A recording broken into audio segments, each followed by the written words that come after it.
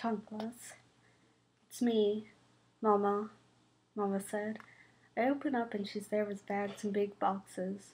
The new clothes and yes, she's got socks and a new slip with a little rose on it and a pink and white striped dress. What about the shoes? I forgot. Too late now. I'm tired. 6:30 already and my little cousin's baptism is over. All day waiting, the door locked, don't open up for nobody.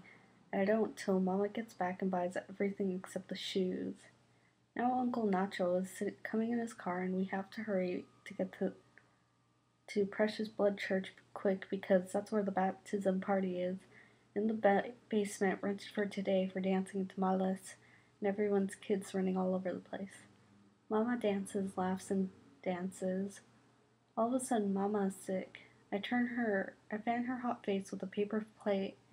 Too many tamales. But Uncle Nacho says too many this and tilts thumb to his lips. Everybody is laughing except me because I'm wearing the new dress, pink and white with stripes, and new underclothes and new socks and the little saddle shoes I wear to school, brown and white. I kind of get every September because it lasts long and they do.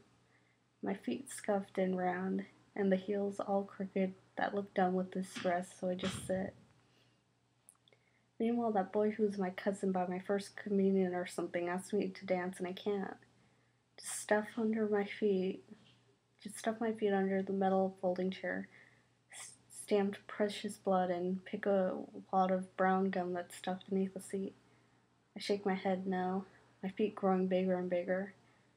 Then Uncle Nacho is pulling and pulling my arm, and it doesn't matter how new the dress Mama bought is, because my feet are ugly until my uncle, who's a liar, says, "You are the prettiest girl here. Will you dance?" But I believe him, and yes, we are dancing, my Uncle Nacho and me, only I don't want to at first. My feet swell big and heavy like plungers, but I drag them across the linoleum floor straight center where Uncle wants me to show off the new dance we learned. And Uncle spins me, and my skinny arms bend the way he taught me, and my mother watches, and my little cousins watch, and the boy who's my cousin by first communion watches, and everyone says, "Wow, who are those two who dance like in the movies?" Until I forget that I'm wearing only ordinary shoes, brown and white, the kind my mother buys each year for school. And all I hear is clapping, and when the music stops, my uncle and me bow, and he walks me back in my thick shoes to my mother who's proud to be my mother. All night, the boy who's a man watches me dance. He watched me dance. Hips. I like coffee, I like tea, I like the boys and the boys like me. Yes, no, maybe so. Yes, no, maybe so. One day, you'll wake up and they're there. Ready and waiting like a new Buick with the keys and ignition. Ready to take you where?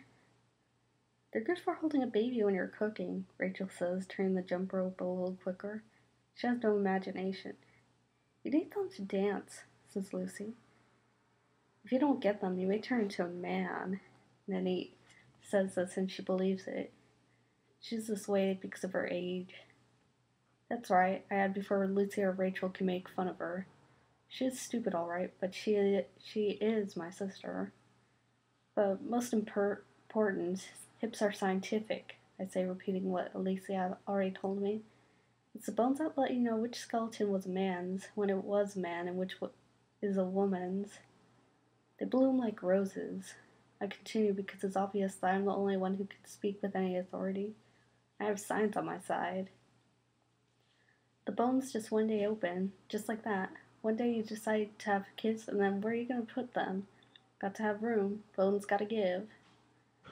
But don't have too many or your behind will spread. That's how it is, says Rachel, whose mama is wide as a boat. And we just laugh. What I'm saying is, who here is ready? You got to be able to know what to do with hips when you get them, I say, making it up as I go. You got to know how to walk with hips, practice, you know. Like, if half of you want to go one way and the other half want to go the other. That's to lullaby it, Nanny says. That's to rock the baby asleep inside you. And then she starts singing, seashells, copper bells, E-V-I-V over. I'm about to tell her that's the dumbest thing I ever heard, but the more I think about it, you gotta get the rhythm. And Lucy begins to dance. She has the idea, though she's having trouble keeping her end of the double Dutch steady. It's gotta be just so, I say. Not too fast and not too slow. Not too fast and not too slow. We slow the double circles down to a certain speed so Rachel, who has just jumped in, can practice shaking it. I want to shake like hoochie coochie, Lucy says. She's crazy. I want to move like heebie jeebie, I say, picking up on the cue. I want to be Tahiti, or meringue, or electricity, or temple. Yes,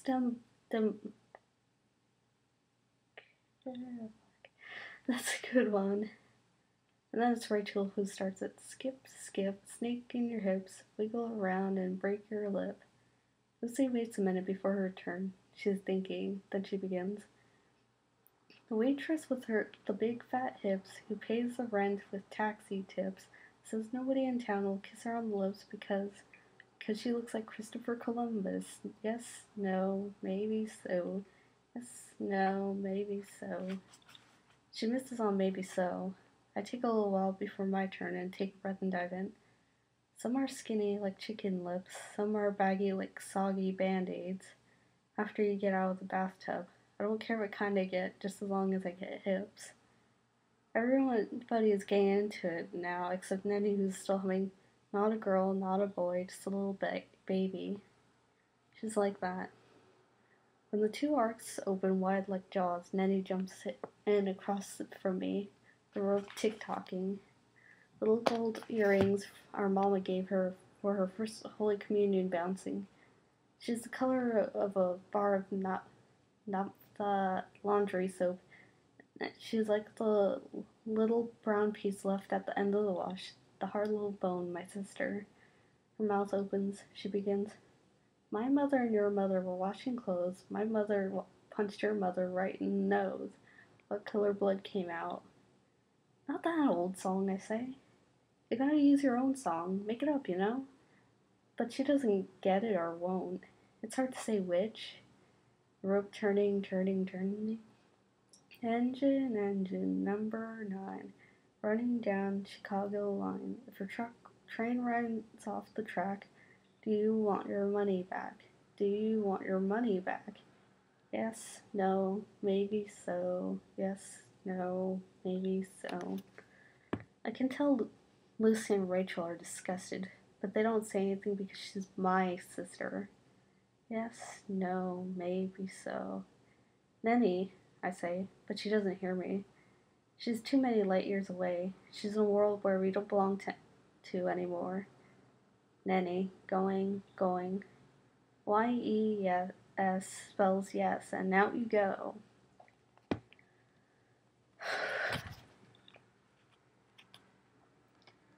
The first job. It wasn't as if I didn't want to work. I did. I had even gone to the Social Security office the month before to get my Social Security number. I needed money. The Catholic high school cost a lot, and Papa said nobody went to public school unless you wanted to turn out bad. I thought I'd find an easy job, the kind other kids had, working in a dime store or maybe a hot dog stand. And though I hadn't started looking yet, I thought I might a week after next. But when I came home that afternoon, all wet because Tito pushed me into the open water hydrant, only I had sort of let him, Mom called me into the kitchen before I could go and change, and Aunt Lala was sitting there drinking her coffee with a spoon. Aunt Lala said she found a job for me at the Peter Pan's photo finishers on North Broadway, where she worked, and how old was I, and to show up tomorrow saying that I was 1 year older, and that was that. So the next morning I put on the navy blue dress that made me look older and borrowed money for lunch and bus fare because Aunt Lala said I wouldn't get paid until next Friday. And I went in and saw the boss of the Peter Pan photo finishers on North Broadway where Aunt Lala worked and lied about my age like she told me to, and sure enough, I started that same day. In my job, I had to wear white gloves. I was supposed to match negatives with their prints. Just look at the picture and look for the same one on the negative strip. put it in the envelope, and do the next one. That's all. I didn't know where these envelopes were coming from or where they were going. I just did what I was told. It was real easy, and I guess I wouldn't have minded it, except you get tired after a while, and I didn't know if I could sit down or not. And I started sitting down only when the two ladies next to me did. After a while, they started to laugh and came up to me and said I could sit when I wanted to, and I said I knew. When lunchtime came, I was so scared.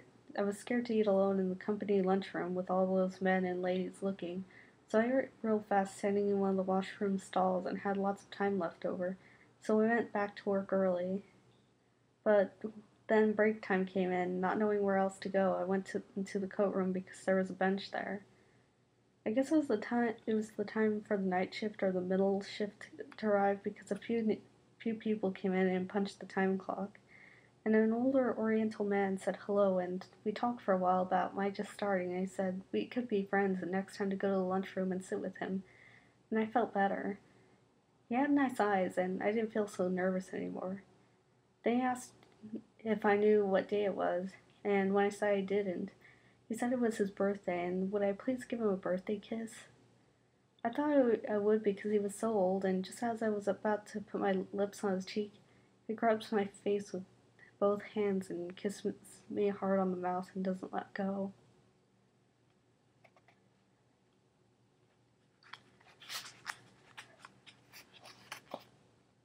Papa who wakes up tired in the dark. Abuelito is dead, Papa says early one morning in my room. Está muerto. And then, as if he just heard the news himself, crumples like a coat and cries. My brave Papa cries. I've never seen my Papa cry, and I don't know what to do. I know he will have to go away, that he will take a plane to Mexico, and all the aunts and uncles will be there. They will have a black and white photo taken in front of the tomb with flowers shaped like spears and a white face because this is how they send the dead away in that country. Because I am the oldest, my father has told me first, and now it is my turn to tell the others. I will have to explain when we can't play. I will have to tell them to be quiet today. My papa, with his thick hands and thick shoes, who wakes up tired in the dark, who combs his hair with water, drinks his coffee, and is gone before I wake, today is sitting on my bed. And I think if my own papa died, what would I do? I would hold my papa in my arms. I would hold and hold and hold him.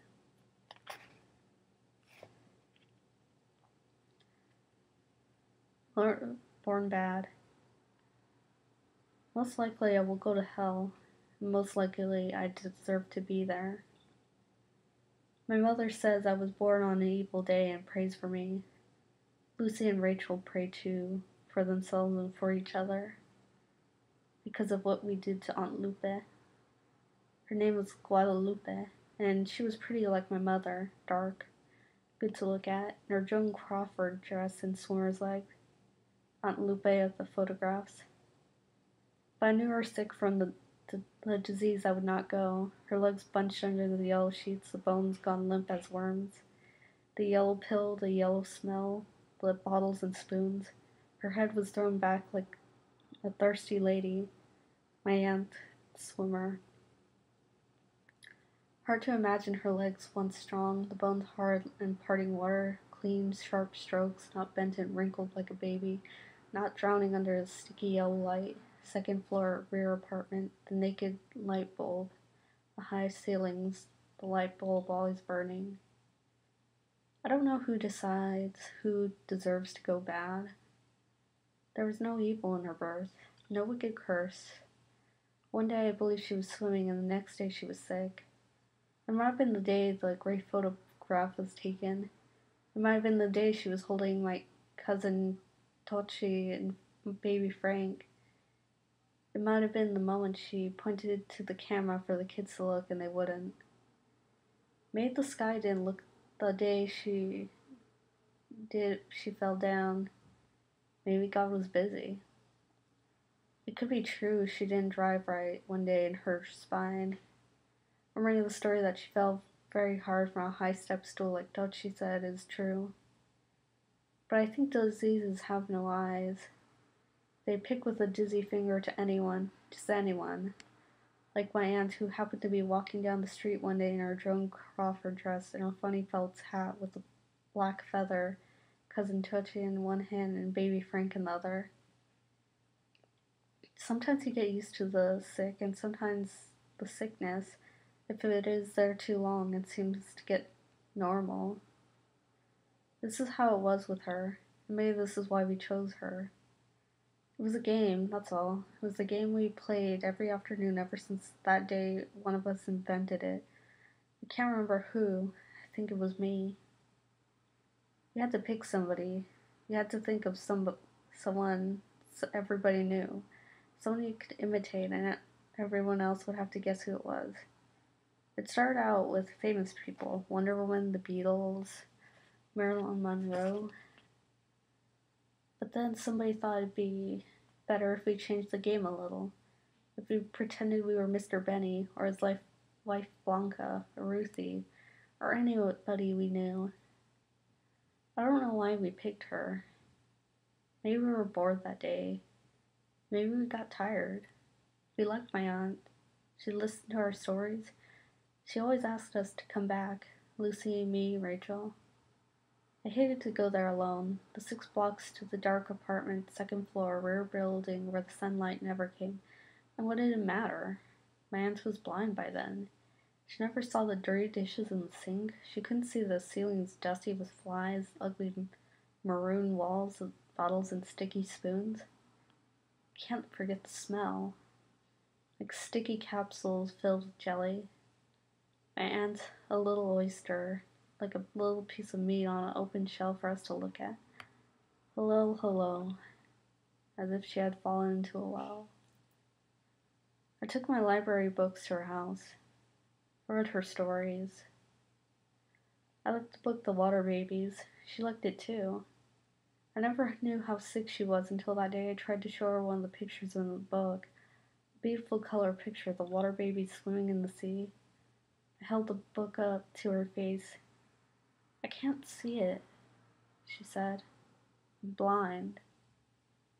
And then I was ashamed. She listened to every book, every poem I read her. One day I read to her one of my own. It came very close. I whispered it into the pillow. I want to be like the waves on the sea, like the clouds on the wind, but I'm me.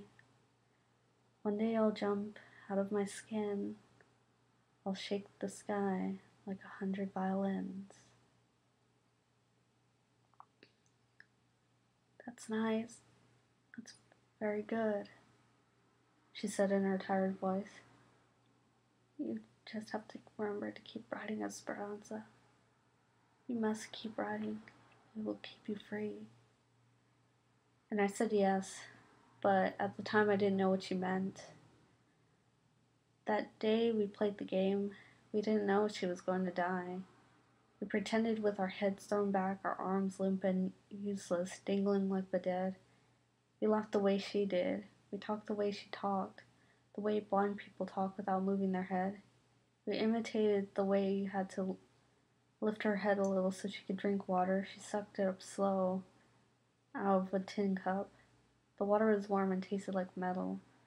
Lucy laughed. Rachel too. We took turns being her. We screamed in the weak voice of a parrot for Touchy to come and wash those dishes. It was easy. We didn't know. She had been dying such a long time. We forgot. Maybe she was ashamed.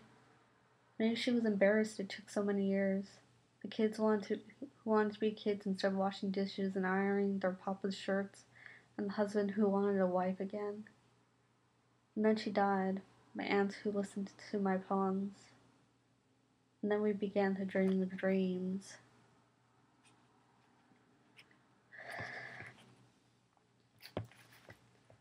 Elenitha, cards, palm, water. Elenita, witch woman, wipes the table with a rag because Ernie, who's feeding the baby, spilled Kool-Aid. She says, "Take that crazy baby out of here and drink your Kool-Aid in the living room. Can't you see I'm busy?" Ernie takes the baby into the living room where Bugs Bunny is on TV. "Good luck you didn't come here yesterday," she says. "The plans were all mixed up yesterday." Her TV is in color and big, and her pretty furniture made out of red fur like teddy bears they give away in carnivals. She has them covered with plastic. "I think this is on account of the baby." "Yes, it's a good thing," I say. But we stay in the kitchen because this is where she works. Top of the refrigerator, busy with holy candles, some lit, some not, red and green and blue, a plaster saint and a dusty Palm Sunday cross, and a picture of the voodoo hand taped to the wall. "Get the water," she says. I go to the sink and pick the only clean glass there, a beer mug that says the beer that made Milwaukee famous, and fill it up with hot water from the tap, then put the glass of water on the center of the table the way she taught me. Look into it. "Do you see anything?" But all I see are bubbles. "Nope, just bubbles," I say. "That's okay." And she makes the sign of the cross over the water 3 times and then begins to cut the cards. They're not like ordinary playing cards, these cards. They're strange. Blonde men on horses and crazy baseball bats with thorns. Golden goblets, sad-looking women dressed in old-fashioned dresses, and roses that cry. There's a good Bugs Bunny cartoon on TV. I know. I saw it before and recognized the music and wish I could sit on the plastic couch with Ernie and the baby, but now my fortune begins. My whole life on that kitchen table, past, present, future. Then she takes my hand and looks into my palm, closes it, and closes her eyes too. "Do you feel it? Feel the cold?" "Yes," I lie, but only a little. "Good," she says. "Los espíritus are here," and begins.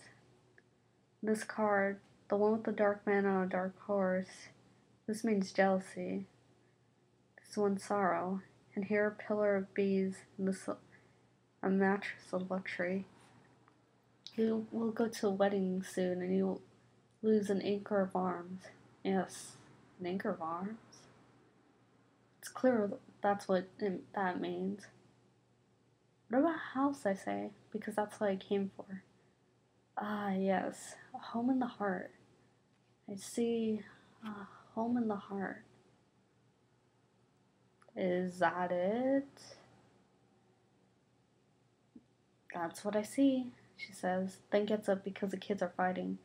Elenita gets up to hit and then hug them. She really does love them, only sometimes they are rude. She comes back and can tell I'm disappointed. She's a witch woman and knows many things. If you got a headache, rub a cold egg across your face. Need to forget an old romance? Take a chicken's foot, tie it with a red string, spin it over your head 3 times, then burn it. Bad spirits keeping you awake? Sleep next to a holy candle for 7 days, and then on the 8th day spit. Lots of other stuff. Only now she can tell I'm sad. "Baby, I'll look again if you want me to." Then she looks into the cards, palm, water, and says, "Uh-huh.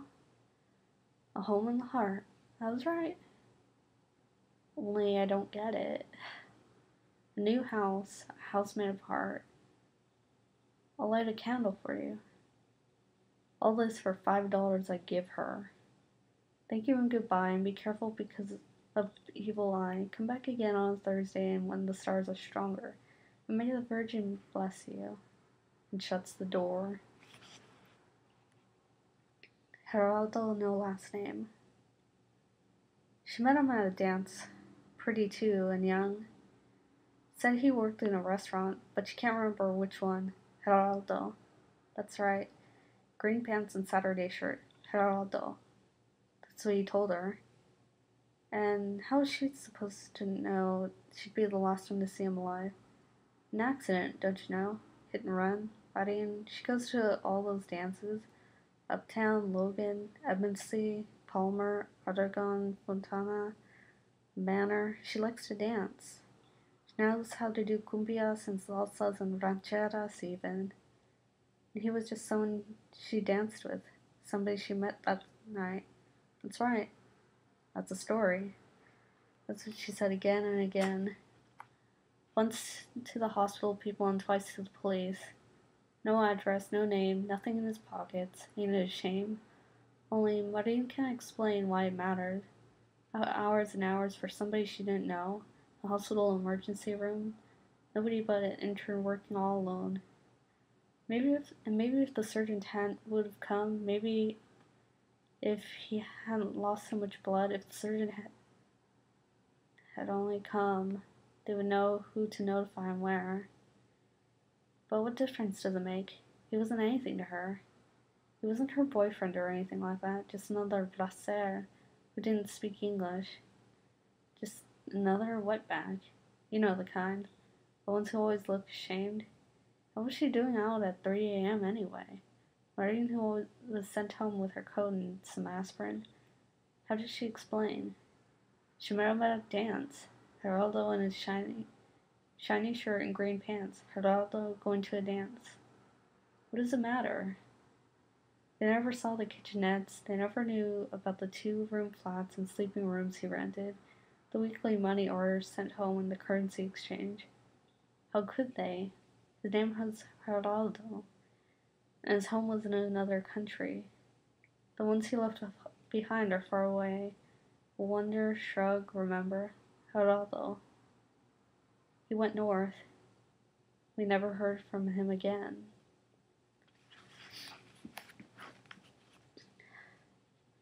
Edna's Ruthie. Ruthie, a tall, skinny lady with red lipstick and blue babushka, one blue sock and one green because she forgot, is the only grown-up we know who likes to play. She takes her dog Bobo for a walk and laughs all by herself about Ruthie. She doesn't need anybody to laugh with. She just laughs. She's Edna's daughter, the lady who owns the big building next to her 3 apartments front and back. Every week Edna is screaming at somebody, and every week somebody has to move away. Once she threw out a pregnant lady because she owned a dog. And it was a nice dog, too. But Ruthie lives here, and Edna can't throw her out because Ruthie is her daughter. Ruthie came one day, it seemed, out of nowhere. Angel Vargas was trying to teach us how to whistle. Then we heard someone whistling, beautiful like the Emperor's nightingale. And when we turned around, there was Ruthie. Sometimes we go shopping and take her with us, but she never comes inside the stores, and if she does, she keeps looking around her like a wild animal in a house for the first time. She likes candy. When you go to Mr. Benny's grocery, she gives us money to buy her some. She says to make sure it's the soft kind because her teeth hurt. Then she promises to see the dentist next week, but then next week comes, she doesn't go. Ruthie sees lovely things everywhere. It may be telling her a joke and then she'll stop and say, "The moon is beautiful like a balloon." Or somebody might be singing and she'll point to a few clouds. "Look, Marlon Brando." Or a sphinx winking. Or my left shoe. Once some friends of Edna's came to visit and asked Ruthie if she wanted to go with them to play bingo. The car motor was running and Ruthie stood on the steps and wondered whether to go. "Should I go, Ma?" she asked the gray shadow behind the second-floor screen. "I don't care," says the screen. "Go if you want." Ruthie looked at the ground. "What do you think, Ma?" "Do what you want. How should I know?" Ruthie looked at the ground some more. The car with the motor running waited 15 minutes and then they left. When we brought out the deck of cards that night, we let Ruthie deal. There were so many things Ruthie could have been if she wanted to. Not only is she a good whistler, but she can sing and dance too. She had a lot of job offers when she was young, but she never took them. She got married instead and moved away to a pretty house outside the city. One thing I can't understand is why Ruthie is living on Mungo Street if she doesn't have to. Why is she sleeping on a couch in her mother's living room when she has a real house all her own but she says she's just visiting, and next weekend her husband's coming to take her home. But the weekends come and go, and Ruthie stays. No matter. We're glad because she's our friend. I like showing Ruthie the books I take out of the library. Books are wonderful, Ruthie says, and then she runs her hand over them as if she could read them in Braille. Wonderful, wonderful, but I can't read anymore. I get headaches. I need to go to the eye doctor next week. I used to write children's books once. Did I tell you? One day I memorized all of The Walrus and the Carpenter because Ruthie wanted to hear me. The sun was shining on the sea, shining with all his might. Ruthie looked at the sky and then her eyes got watery at times. Finally I came to the last line, but answer came here and came there none. And this was scarcely odd because I'd eaten every one. She took a long time looking at me before she opened her mouth, and then she said, "You have the most beautiful teeth I have ever seen," and went inside. The Earl of Tennessee. Earl lives next door to in Edna's basement. Behind the flower boxes Edna plants green each year, behind the dusty geraniums. We used to sit on the flower boxes until the day Tito saw a cockroach with a spot of green paint on its head. Now we sit on the steps that swing around the basement where Earl lives. Earl works nights. His blinds are always closed during the day. Sometimes he comes out and tells us to keep quiet. The little wooden door that has wedged shut in the dark for so long opens with a sigh and lets out a breath of mold and dampness like the books that have been left out in the rain. This is the only time we see Earl except for when he comes and goes to work. He has two little black dogs that go everywhere with him. They don't walk like ordinary dogs, but leap and somersault like an apostrophe and comma. At night, Nanny and I can hear when Earl comes home from work. First the click and whine of the car door opening, then the scrape of the concrete, the excited tinkling of dog tags, followed by the heavy jingling of keys, and finally the moan of the wooden door as it opens and lets loose its sigh of dampness. Earl is a jukebox repairman. He earned his trade in the South, he says. He speaks with a southern accent, smokes fat cigars, and wears a felt hat. Winter or summer, hot or cold, don't matter, a felt hat. In his apartment are boxes and boxes of 45 records, moldy and damp, like the smell that comes out of his apartment whenever he opens the door. He gives records away to us, all except for the country and western. The word is that Earl is married and has a wife somewhere. Edna says he saw her once when Earl brought her to the apartment. Mama says she is a skinny thing, blonde and pale like salamanders that have never seen the sun. I saw her once too, and she's not that way at all.